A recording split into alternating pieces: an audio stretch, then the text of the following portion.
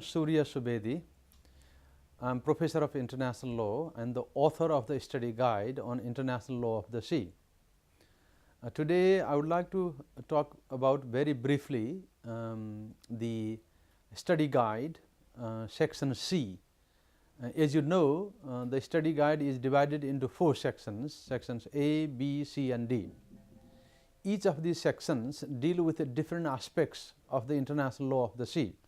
Section C is focused on 2 very important maritime zones, namely the exclusive economic zone and the continental shelf.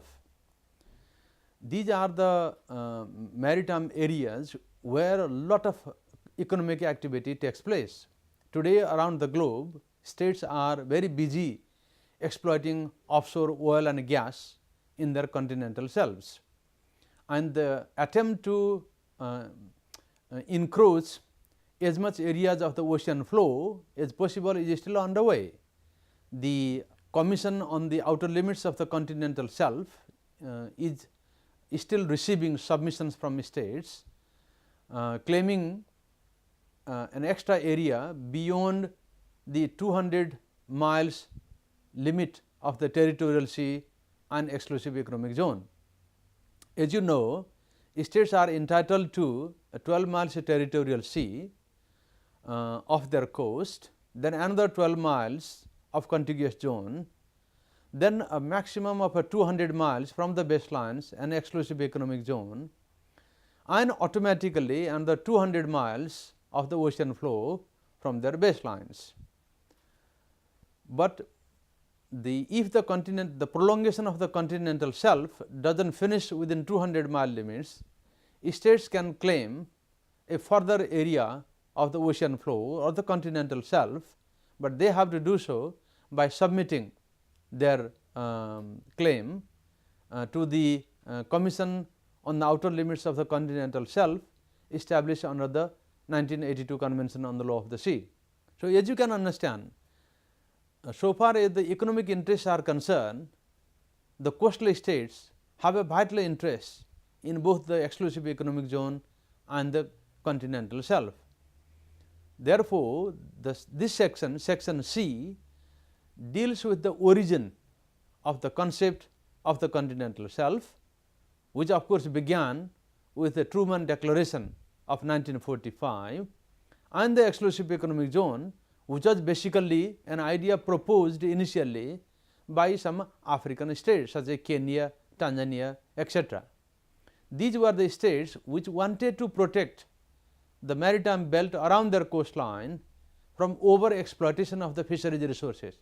They themselves did not have the capacity for exploitation, but vessels, fishing vessels, big fishing vessels with long fishing nets were coming from other countries and fishing right on their doorstep. They wanted to prevent that from happening and protect the fisheries resources from over exploitation and keep the areas for themselves or the future generation around them. This was the reason why these countries proposed the idea of having 200 miles exclusive economic zone, which is very different in terms of the rights of states, the coastal states.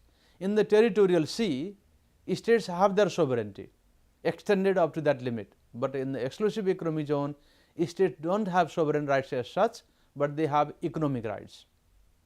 In other words, if you like, some sort of functional sovereignty states have. So, what is the nature of these 2 different maritime zones?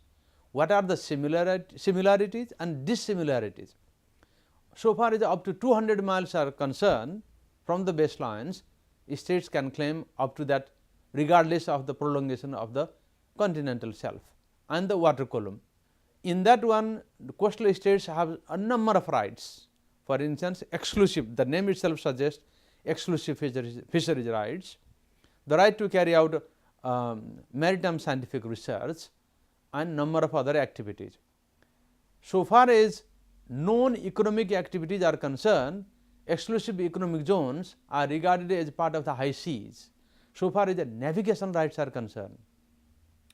In territorial sea, the vessels of other states have a right of in-ocean passage, but in the exclusive economic zone, the freedom of the high seas rules on navigation applies, with certain limitations of course, with due respect for the installations built by the coastal states. With regard to the marine scientific research activities carried out by the coastal states, they have a freedom of navigation in the exclusive economic zone. In the continental shelf, states have exclusive rights to exploit the resources, living and non-living, mainly non-living natural resources in the continental shelf, but then other states have certain rights with regard to marine scientific research and so on and so forth. So, these two maritime zones are the focus of the study guide section C, and then this section also deals with the delimitation. What is the law with regard to the delimitation of the exclusive economic zone or continental shelf between opposite and adjacent states? If you have more than 200 miles, of course, you can claim up to 200 miles gap between an adjacent and opposite states. But once you have less than 200 miles, where do you draw a line? A median line? Would that be a fair and equitable solution? Or how you delimit the continental shelf and the exclusive economic zone between these two states has now been a subject of judicial consideration by the International Court of Justice, which has come up with a number of judgments relying on the 1982 Convention on the Law of the Sea with regard to the rules applicable in delimiting the exclusive economic zone and the continental shelf. The rule of the thumb, if you like, is the median line, but sometimes the median line may not be an equitable and a fair solution. So, you have to take into account number of geographical, geomorphological and other features in relations between the disputing states, and that is what various judgments of the courts have done. So, in this study guide, you will have an idea as to the rapidly evolving jurisprudence, how the rules incorporated into the 1982 Convention of the Law of the Sea have been applied and interpreted by the courts is also discussed in this section of the study guide. Thank you.